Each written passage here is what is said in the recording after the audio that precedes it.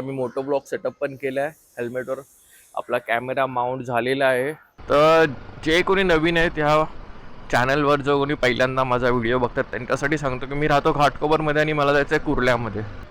भैया BMW का service centre यहाँ पे आगे है. BMWच्या सर्विस स्टेशनमधून गाडी आपली झाली आहे सर्विस. चलो चलो बाय. तर त्या ब्रेक ऑइलचा खर्च मला लागला आहे 587 रुपीज, 590 रुपये.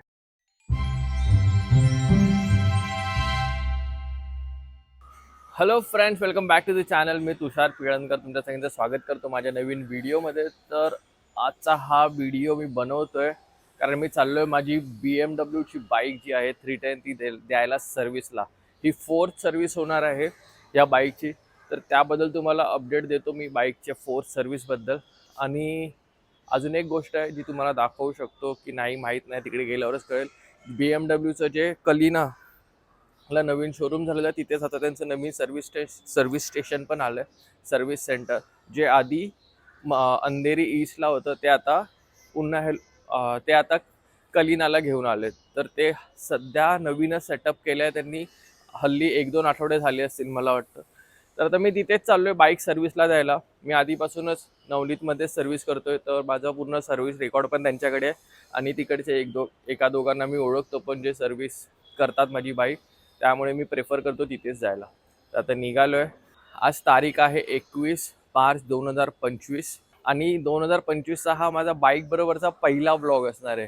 तर चला जाऊया, काय वाटेल तुम्हाला दाखवता आलं. तर मी मोटो ब्लॉग सेटअप पण केला आहे. हेल्मेटवर आपला कॅमेरा माउंट झालेला आहे आणि आता बाईक आपली काढायची आहे पार्किंगमधून आणि निघायचं आहे. गणपती बाप्पा मोरया.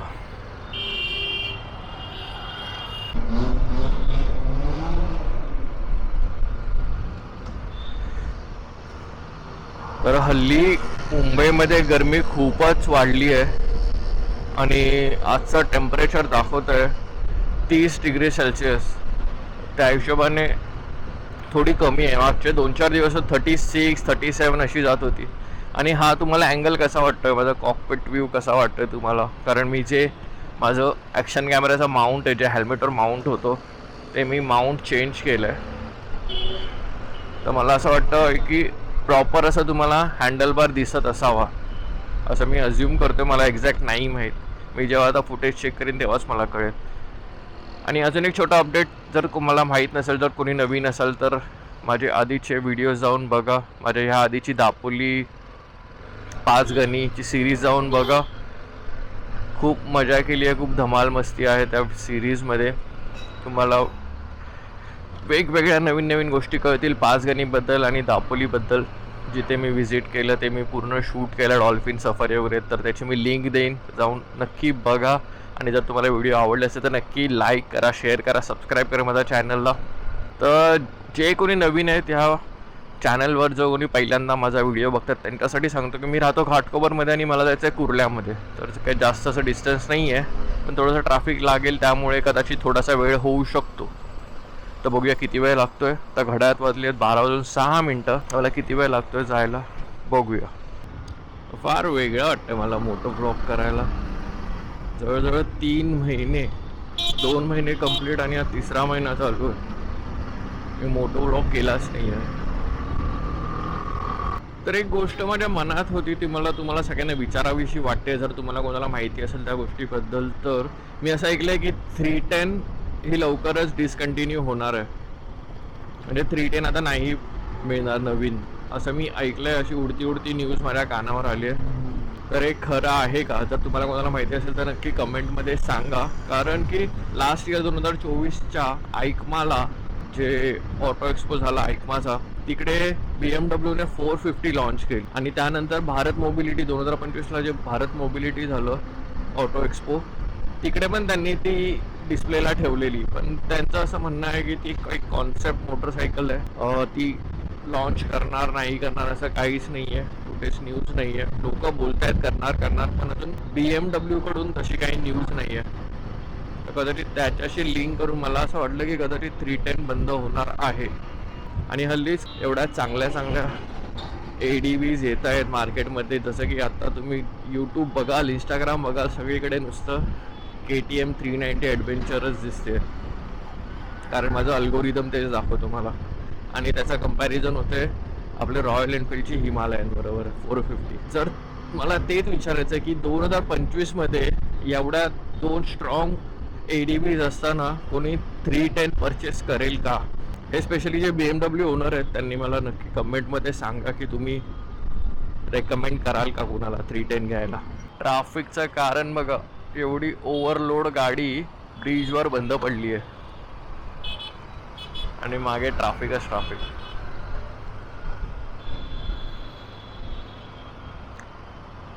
तर हा आला CST रोड.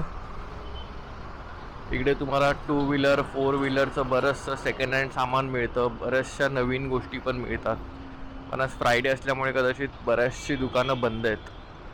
तर जसं तुम्ही CST रोडला आलात तर हा ब्रिज नाही घ्यायचा आहे. जर कोण नवीन असेल त्यांच्यासाठी मी जस्ट इन्फॉर्मेशन म्हणून सांगतो. ब्रिजच्या खालून जायचं आपल्याला, सिग्नल क्रॉस करून लगेचच लेफ्ट साईडला BMWचं शोरूम येतं आधी, आणि त्याच्या पुढे आता मी जस्ट फोनवर बोललो त्यांनी झालं शोरूमपासून 300 मीटर्स, म्हणजे मला वाटतं 1-2 बिल्डिंग सोडून लगेचच ते सर्व्हिस स्टेशन आहे. हे बघा, हे जॅगवार नवनीत मोटर्सच आहे, लँड रोवर पण नवनीत मोटर्सच आहे, आणि BMW मोटोरॉड पण नवनीत मोटर्सच आहे. हे शोरूम आहे. इथून थोडंसंच पुढे त्याने मला सांगितलं लेफ्ट साईडला भारती वर्कशॉप म्हणून कंपाऊंड आहे. आतमध्ये किया आहे, ऑडी आहे, BMWचा बोर्ड लावला नाही वाटतं अजून, बघूया जाऊ. त्याने मला सांगितलं ऑडीच्या बाजूलाच आहे.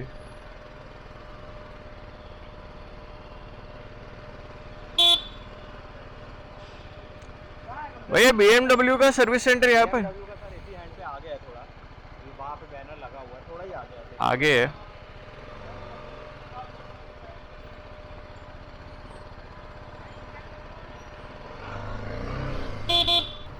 BMW Motorrad Navneet Motors service centre. आपण पूर्ण इंडस्ट्रियल एरियाच वाटतोय. दिसल्या BMWच्या बाईक्स. तर ओडो बघा किती झालं, 31,740.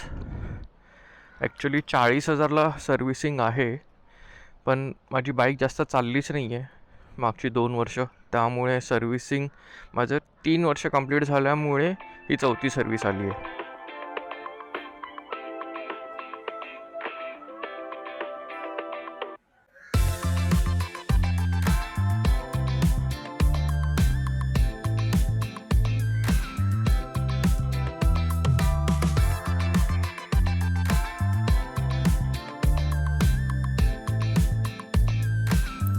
तर गाडी त्यांना देतोय, ते घेत आहेत. आता 12-12:30 होत आले जवळजवळ. तर संध्याकाळपर्यंत गाडी आपल्याला पुन्हा मिळेल. त्यानंतर मी तुम्हाला बिल सांगतो किती झालं आणि मी काय काय काम केलं आहे गाडीमध्ये. तर आता जस्ट BMW मधून फोन आलेला, आपली गाडी सर्व्हिसला दिली आहे. त्याच सर्व्हिस ॲडवायझरचा दिनेश म्हणून आहे. तर गाडी आपली तयार झाली आहे, पूर्ण सर्व्हिस झालेली आहे गाडीचे. आता मी आलेलो ऑफिसला दुकानावर. आता इथून चाललो आहे कॅब करून पुन्हा. इथून जवळच आहे, जास्त लांब नाही आहे. 20-25 मिनटं लागतील जास्तीत जास्त पोचायला. तर जातो आणि गाडी घेतो, बघूया बिल किती झालं, आणि मी घरी जाऊन तुम्हाला एक्सप्लेन करेन बिल माझं कसं आणि किती रुपये कुठे कुठे कुठल्या कुठल्या गोष्टीसाठी लागले आहेत ते.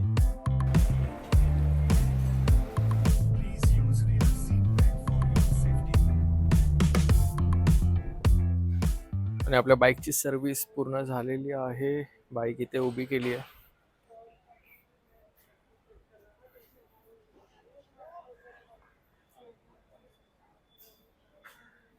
आता मी तुम्हाला दाखवतो नवीन सर्व्हिस सेंटर.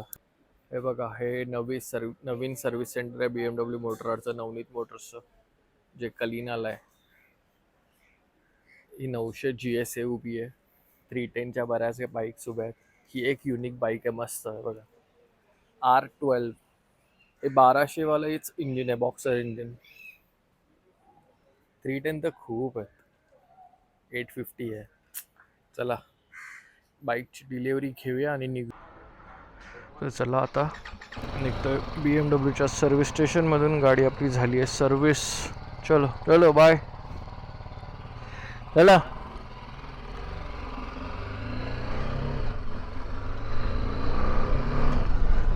हो, काफ़ी रिफाईंड वाटते. इंजिन ऑइल चेंज झालं आहे, ब्रेक ऑइल चेंज झालं आहे, ऑइल फिल्टर चेंज झालं आहे. ह्या 3 मेजर गोष्टी चेंज झाल्या.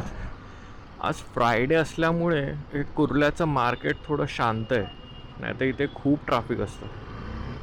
माझा पहिलाच एक्सपिरियन्स खूप चांगला होता आणि मला एक चांगली गोष्ट कळायची म्हणजे इथे गाडी सर्व्हिसला द्यायची ते फ्रायडेला द्यायची.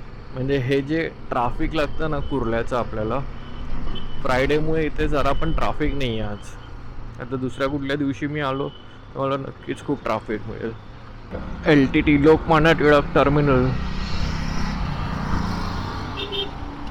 आणि विमान पण लँड व्हायला चाललंय.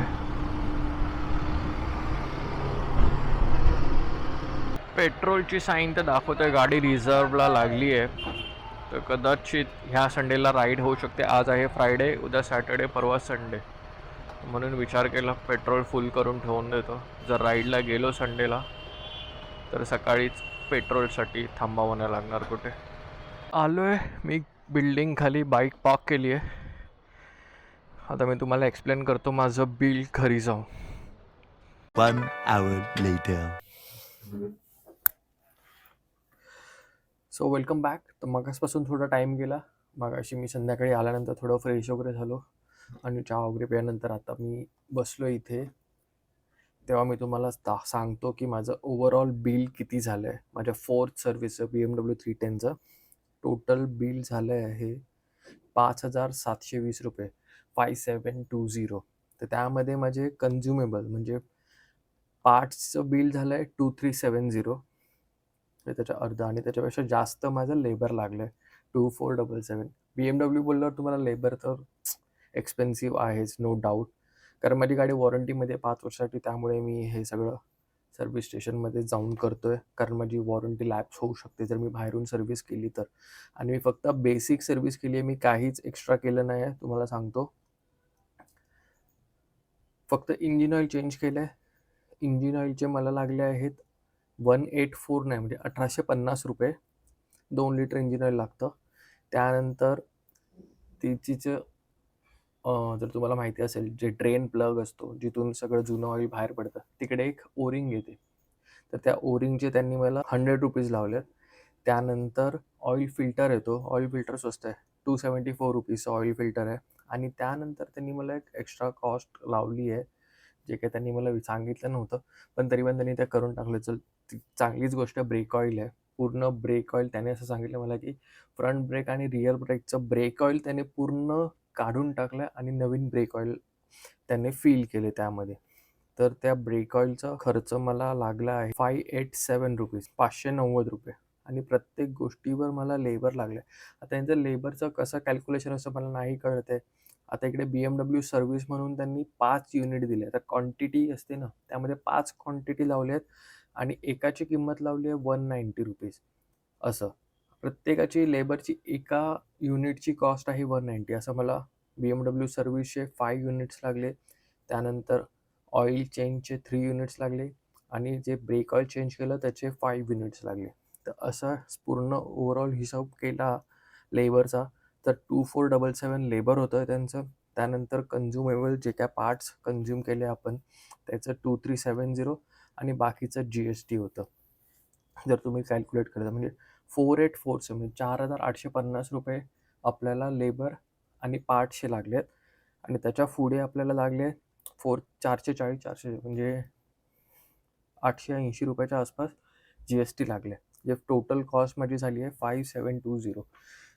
तर मी तुम्हाला एक गोष्ट सांगतो की जे मी आज बघितलं तिकडे, म्हणजे ह्या सगळ्या गोष्टी जर मॅन्डेट आहेत, ह्या कराव्याच लागणार. तरी मला ब्रेक ऑइलचं माहीत नव्हतं, ते त्यांनी स्वतःहून केलं.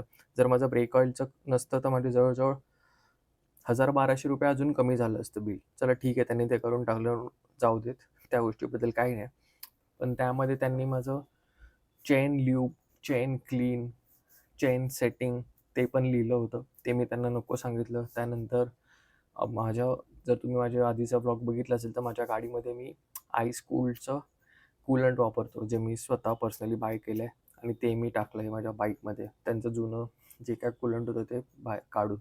तर ते ते पण चेक करतात कूलंट लेवल वगैरे कमी जास्त असेल तर टॉपअप करतात, तर ते लोक त्याचे पण पैसे लागतात. त्यांचे गोष्टी घेण्यामागे मला काही प्रॉब्लेम नाही आहे. माझा हायस्कूलचा कूलंट पण तेवढंच महाग आहे.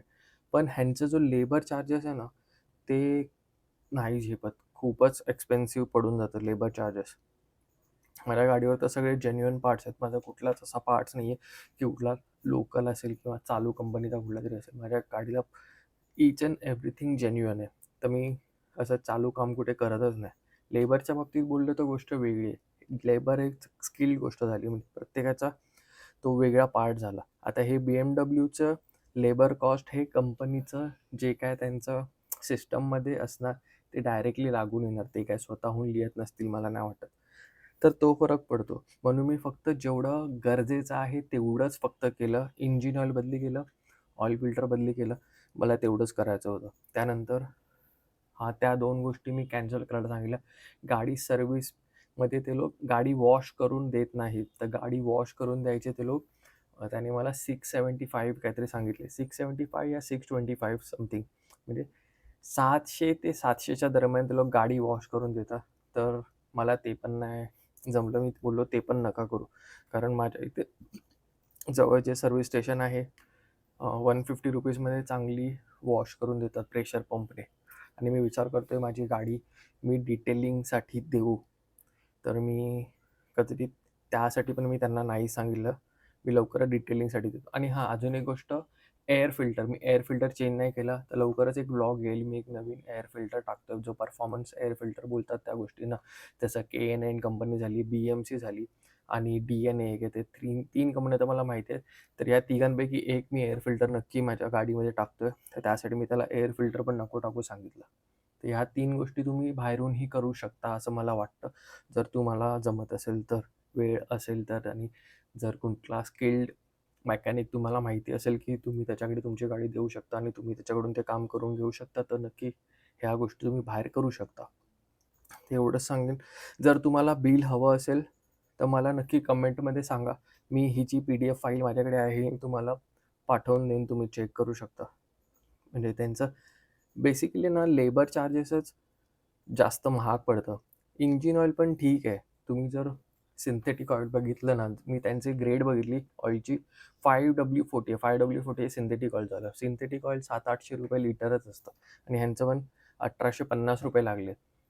म्हणजे तेवढाच हिशोब झाला आणि 950 रुपये झाले लिटर मागे. BMWचं त्यामुळे 150 रुपये बाहेरच्या पेक्षा एक्स्ट्रा असेल तर काही फरक नाही पडत. पण त्यांचं जे लेबर आहे ना ते जास्त महाग पडतं. ते एवढंच सांगेन तुम्हाला. आणि पुन्हा एकदा सांगतो, जर तुम्हाला हा PDF हवा असेल माझा बिलाचा तर मला नक्की सांगा. मी तुम्हाला हा पाठवीन.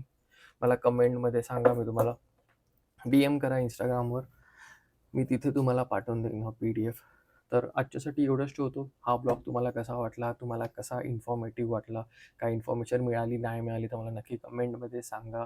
अजून तुम्हाला काय माहिती हवी असेल BMW बद्दल, 310 GS बद्दल, तर तुम्ही मला कधीही DM करू शकता. मला Instagramवर फॉलो करा. माझा Instagram ID मी दिलेला आहे, डिस्क्रिप्शनमध्ये पण टाकीन. तिकडून तुम्ही मला फॉलो करू शकता. तर आजच्यासाठी एवढंच ठेवूया आणि यानंतरचा पण व्हिडिओ नक्की बघा. मी संडेला एका राईडला चाललो आहे. अजूनपर्यंत प्लॅन झाला नाही आहे. जर झाला तर नक्की जाणार आहे. तर तोही व्हिडिओ लवकरच येईल. असंच सपोर्ट करत राहा. भेटू अशा नवीन व्लॉगमध्ये. तोपर्यंत बाय बाय.